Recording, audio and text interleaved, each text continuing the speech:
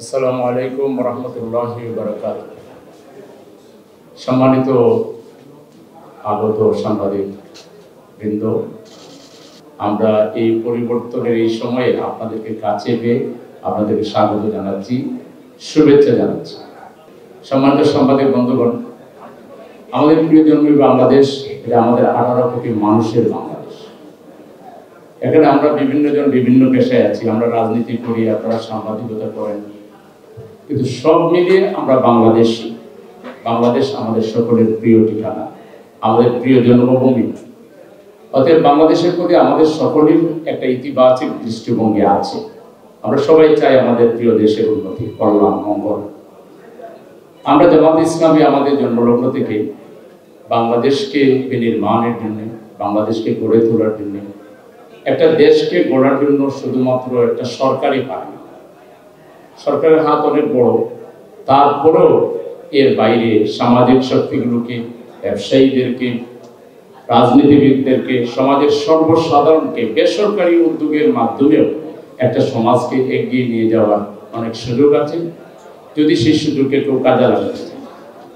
আপনারা জামাত ইসলামের ব্যাপারে দেখেছেন, আমরা যখন সরকারের জুলুমের শিকার, আমরা যখন বাধাগ্রস্ত, আমাদের চলার গতি যখন থামিয়ে দেওয়া হচ্ছে, আমরা ঘর থেকে বেরোলে আমাদের পিছনে ছায়ার মতো কেউ কেউ লেগে থাকত। এই অবস্থায়ও দেশে যখন কোনো বিপদ হতো, সামান্য কোনো দুর্ঘটনা ঘটতো, আমাদের আমির জামাত ইসলামের নেতৃবৃন্দ, জামাতের কর্মীরা তৎক্ষণাৎ সাড়া দিয়ে আমরা মানুষের পাশে দাঁড়াতাম। আমাদের রাজনীতির মূল লক্ষ্য হচ্ছে মানব সেবা। আমরা এই ঢাকা সিটিতে যে পরিমাণ মানব সেবামূলক কাজ করি, আমরা যদি রক্ত চান যে কোনো সময় আমাদেরকে খবর দিলে, আমরা ওই ফ্রিজার রক্ত না, অনলাইন ব্লাড ব্যাংক আছে, আপনি খবর দেওয়ার সাথে সাথে আমরা অনলাইনে সেই সার্চ করে সাথে সাথে একজনকে ফ্রেশ রক্ত দেওয়ার জন্য পাঠিয়ে দিতে পারি। আলহামদুলিল্লাহ, অনেক সিনিয়র সিটিজেন আছে, টেস্ট করার জন্য যে ডাক্তারে যাবে, তিনি হয়তো যাবো বলে যেতে পারেন না। আমাদের অনলাইন সার্ভিসে ফোন দিলে আমরা বাসা থেকে স্যাম্পল কালেকশন করে, ল্যাবরেটরি থেকে টেস্ট করে আবার বাসায় পৌঁছে, যে মানুষ যেভাবে আমাদের সম্পর্কে কথা বলে। আর বাস্তব জামাত ইসলামীকে যদি আপনারা যদি আসেন, আমরা ওয়েলকাম জানাবো, আমাদের অফিসগুলোকে দেখাবো যে আমরা আসল রাজনীতিটা কি করি। আমরা আসল রাজনীতিটা করি মানব সেবা, মানব কল্যাণ। আমাদের ওপেন রাজনীতি যেটুকু আপনারা দেখেন, মিছিল মিটিং, এগুলো তো দেখেনি আপনারা। আমাদের আসল রাজনীতি হলো মানুষ গড়ার রাজনীতি।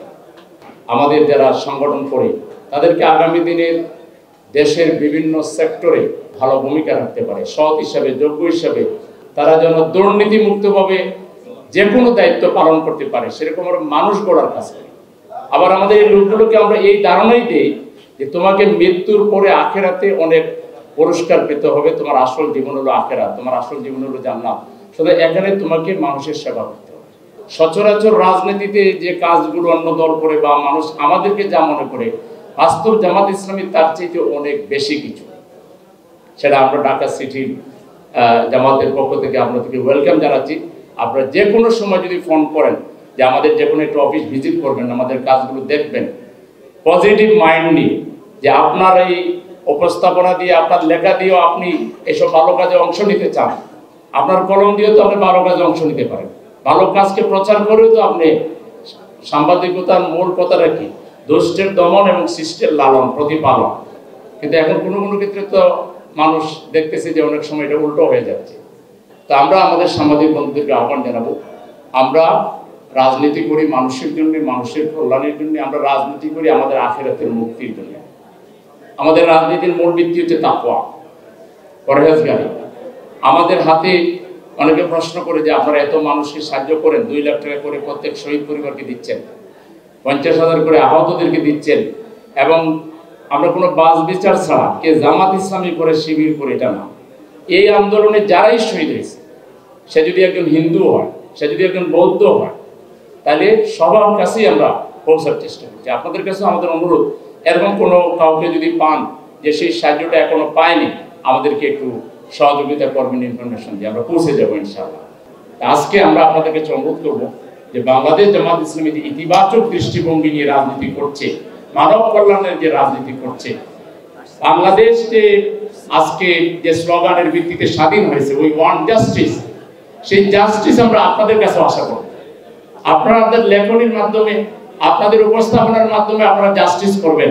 জামায়াতে ইসলামী যদি ভালো কাজ করে আপনারা ভালো কাজটা তুলে ধরবেন, জামায়াতে ইসলামী যদি মন্দ করে আপনারা মন্দটাও তথ্যভিত্তিক তুলে ধরবেন। আমরা কোনো ভুল করলে আপনারা ধরে দিবেন। আমরা এক পায়ে দাঁড়িয়ে আছি। আমাদের সাংবাদিক বন্ধুগণ যদি আমাদের ওয়েলিশার হিসেবে দেশের কল্যাণের স্বার্থে আপনারা আমাদেরকে কিছু দৃষ্টি আকর্ষণ করেন, আমাদেরকে যদি কিছু ভোট ধরিয়ে দেন, তাহলে আমরা সেটাও মেনে নিতে আমাদের কোনো আপত্তি নেই। আর আমরা আপনাদের কাছে বিশেষভাবে আহ্বান জানাচ্ছি, আমরা যে পরিবর্তনটা করেছি সমাজের শান্তির জন্য, স্বস্তির জন্য, নিরাপত্তার জন্য, উন্নতির জন্য। আজকে ব্যবসায়ীদেরকে আক্ষেপ করতে শোনা যাচ্ছে যে এখনো সেই পতিত স্বৈরাচার যেভাবে চাঁদাবাজি করেছে, তার লোকেরা চাঁদাবাজি করেছে, টেন্ডারবাজি করেছে, ঘাট দখল করেছে, মাঠ দখল করেছে, তারা যেভাবে বাজার দখল করেছে, পরিবহন দখল করেছে, এখনো সেই পতিত স্বৈরাচারের এক্সটেনশন পুরাতন নতুন মিলে জিলে আবার নাকি ভাগ বাটোয়ারা শুরু হয়েছে। কালকে একজন বড় ব্যবসায়ী আমাকে বললেন যে ভাই, আপনারা আন্দোলন করলেন, সফল হলেন, কি সফলতা? আমরা তো এখনো চাঁদা দিতে হবে। আমরা না, আপনি চাঁদা দিবেন না, আপনি চাঁদাবাজকে আটকে রাখবেন, সেনাবাহিনীকে খবর দিবেন, মিডিয়াকে খবর দিবেন, বৈষম্য বিরোধী ছাত্রদেরকে খবর দিবেন, আমাদেরকে জামায়াত ইসলামীকে খবর দিবেন। আমরা দেশের স্বাধীনতার জন্য, দেশের সার্বভৌমত্ব রক্ষার জন্য, দেশের মানুষের মুক্তির জন্য আমরা আমাদের আন্দোলনের শুরু থেকে আমরা জীবন দিয়ে আসছি। আমরা সবচেয়ে বেশি রক্ত দিয়েছি। আমাদেরকে ফাঁসির মঞ্চে নেওয়া হয়েছে অন্যায়ভাবে, আমরা তারপর আপোষ করিনি, আমরা মাথা নত করিনি। সুতরাং কোন অপশক্তির হাতে বাংলাদেশের জনগণ নিগৃহীত হোক, মজলুম হোক, এটা আমরা কখনোই মানব না। সুতরাং সকল চাঁদাবাদের বিরুদ্ধে, লুটতরাজের বিরুদ্ধে, ভাঙচুরের বিরুদ্ধে, সন্ত্রাসের বিরুদ্ধে জামায়াত ইসলামী ঢাকা মহানগরী উত্তর আমরা প্রস্তুত আছি। যে কোনো অন্যায়ের বিরুদ্ধে আমরা রুখে দাঁড়াবো। আপনারা সাংবাদিক বন্ধুরাও আমাদের জাতির মানুষগুলো একটু সাহায্য করেন। আপনারা তো সুন্দর সুন্দর রিপোর্ট করতে পারেন, এখন আপনারা শহীদ ফ্যামিলি একটু রিপোর্ট করেন না। এই যে মা বলছে, এই যে বোন বলছে, আমার স্বামী হারিয়েছি, আমার মাত্র 2টা ছোট বাচ্চা, আমার স্বামী ফোনে ফোনে আমাকে ফোন করে জিজ্ঞেস করতো যে তোমার জন্য কি আনবো, তোমার জন্য কি নিয়ে আসবো, আপনারা বলতেছেন আমাদের পাশে দাঁড়াবেন। এই কথাগুলো কি আপনারা আমাকে ডেইলি 4 বার বলতে পারবেন? ওই যে স্বামী হারা বিধবা বোনটি যে কথা বলছে, ওই যে সন্তানহারা মা যে কথাটা বলতেছে, এগুলো একটু স্টোরি আকারে আপনাদের এই সুন্দর উপস্থাপনা দিয়ে, আপনাদের কলম দিয়ে একটু জাতির সামনে তুলে ধরেন না। বিগত পতিত স্বৈরাচারের সকল সন্ত্রাস দুর্নীতিতে একটু কাহিনী আপনারা তুলে ধরেন না। ওদেরকে গ্রেফতারের ব্যাপারে আপনারা একটু আওয়াজ তুলেন না। এটা তো আপনাদেরই দেশ, আমাদেরই দেশ। একইভাবে এখন যারা চাঁদাবাজি করছে, আপনাদের ক্যামেরা নিয়ে একটু হাজির হন না, এদের ছবিটা জাতিকে দেখান না। রক্তের দাগ শুকাতে না শুকাতে কোন চাঁদাবাজেরা, এরা কোন গোষ্ঠী, এদেরকে জাতির সামনে একটু পরিচয় করে দেন না। চাঁদাবাজদের বিরুদ্ধে আপনাদের কলম ধরুন, চাঁদাবাজদের বিরুদ্ধে আপনাদের ক্যামেরাটা একটু ধরেন এবং উপস্থাপনা করেন, যাতে করে এই জাতিকে আমরা কলঙ্ক মুক্ত করতে পারি। এই জাতিকে যেন সত্যিকার স্বস্তি আমরা দিতে পারি, নিরাপত্তা আমরা যেন দিতে পারি। এই জাতির 18 কোটি মানুষ মিলে এই যে রক্তের ভিত্তির উপরে আমরা একটা যেন প্রাসাদ, একটা আমরা শান্তির একটা মিনার, একটা প্রাসাদ যেন আমরা তৈরি করতে পারি।